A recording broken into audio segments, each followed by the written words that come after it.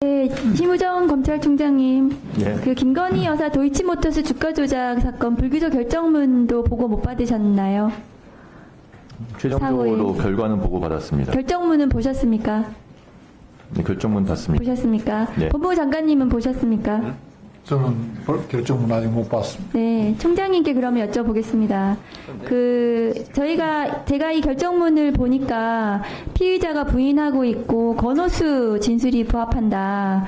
그리고 우연일 가능성도 배제할 수 없다. 뭐 이런 내용 표현들이 있더라고요. 그런데 제가 비슷한 사건에서 공범들이 피고인의 주가 조작 그 사실을 인식했다. 이런 진술이 없다고 하더라도 피고인이 집중적으로 짧은 기간에 거금을 투자한 이런 사건에서 반복적으로 어떤 표현이 나오냐 하면 법원에서 그 우연히로 보기엔 너무 어렵다. 이것은 우연으로 보기에는 합리적인 설명이 되지 않는다. 만일에 이것이 피고인이 시세 조정, 주가 조작을 인식했다면 이 모든 거래들은 설명이 된다. 이런 표현들이 되게 반복적으로 나옵니다.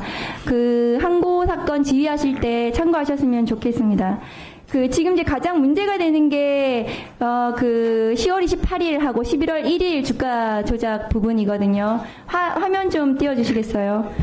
지금 중앙지검에서 2010년 10월 28일, 11월 1일 매도 주문이 현재가 대비 각각 20원 낮은 가격이고 전일 종가 내지 당일 시가와 동일하거나 유사한 수준인 점 뭐 이런 거를 불기소 근거로 삼았습니다.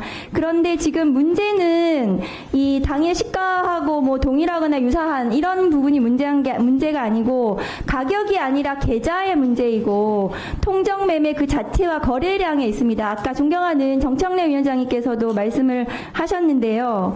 지금 다음 거 한번 보여주시겠어요?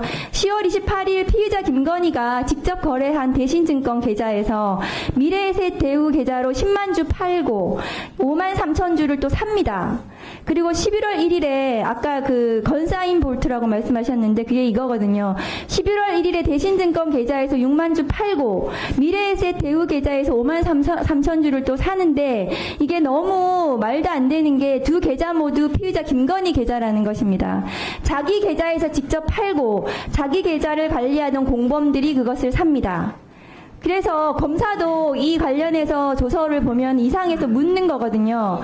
대신증권 계좌에 있던 걸 다 팔고 그 자금을 그대로 가져가서 미래에셋 대우 계좌에서 그대로 매수해서 미래에셋 계좌에 5억 원이 그대로 남아있는 건데 주식이 그 대신증권 계좌는 피의자 김건희가 직접 관리했지만 그 계속 이제 그분한테 전화 왔죠. 그분이 어쩌고 저쩌고 하는 얘기가 계속 있거든요.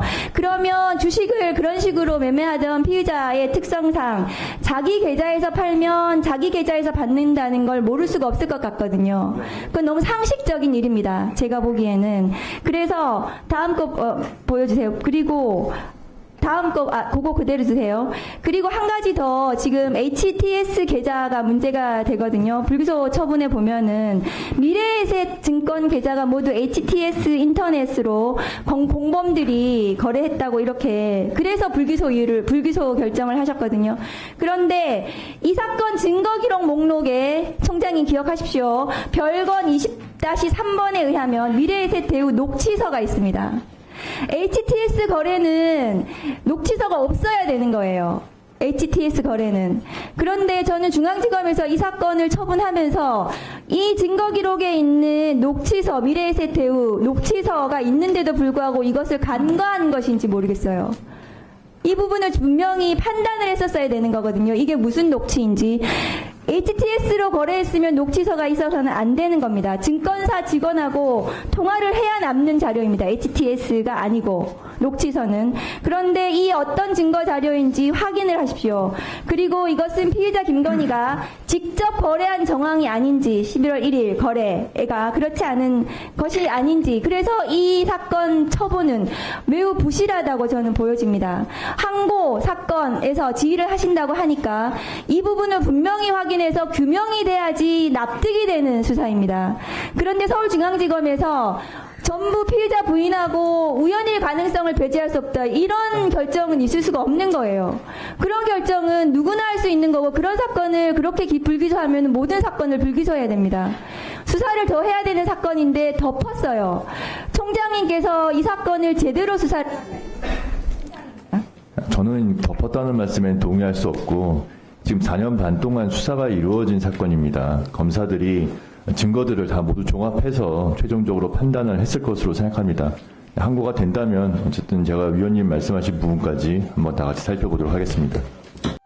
만약 윤석열 대통령이 탄핵이 된다면 어디로 돈이 몰리게 될까요? 이런 뉴스들을 보시면서 동시에 부자가 될 수 있다면 믿으실 건가요? 지갑에 단돈 10,000원이라도 있고 시사정치에 관심이 있으신 분들이라면 지금 당장 돈을 벌 결심을 하셔야 합니다. 정치 뉴스를 꾸준하게 잘 챙겨보는 것만으로도 돈을 벌 기회가 있고 또 이미 큰 돈을 버는 사람들이 있죠. 이 사람들의 차이점은 뉴스를 단순히 뉴스로만 보는 게 아니라 실제로 어떤 종목들에 큰 영향을 미치게 되고 그렇다면 어디에 투자를 해야 돈이 몰리게 되는지 알고 있습니다. 월급만으로는 절대 채울 수 없는 부를 축적하고 있는 것인데요. 얼마 전 한강 작가가 한국인 최초로 노벨상을 받았다는 것을 구독자 여러분들 모두 아는 사실일 겁니다. 이때 부자들은 재빠르게 노벨상 수혜주 종목들을 찾았고 그 결과 예스24라는 종목이 순식간에 2연상을 하며 200% 가까이 오르게 되었죠. 저희 구독자 여러분들은 이미 다들 아시겠지만 이 예스24 종목은 저희가 정확히 어느 가격에 매수해야 하는지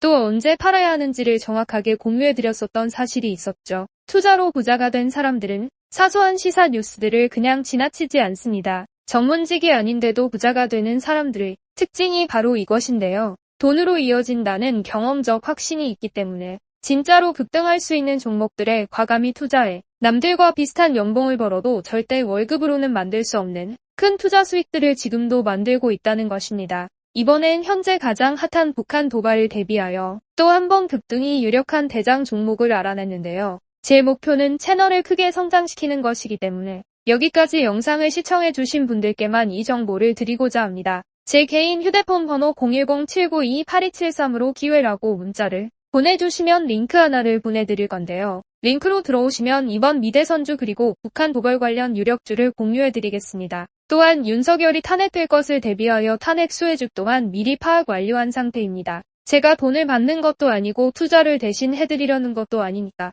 어느 시간이든 편하게 문자 한번 주시면 되겠습니다. 단돈 10,000원으로라도 시작해야 하는 게 투자와 재테크죠. 수익을 보시게 될 여러분들께 제가 바라는 것은 딱 하나입니다. 지금처럼 제 채널의 구독과 좋아요를 눌러주시고 새로운 영상을 만들 때마다 시청을 해주시면 됩니다.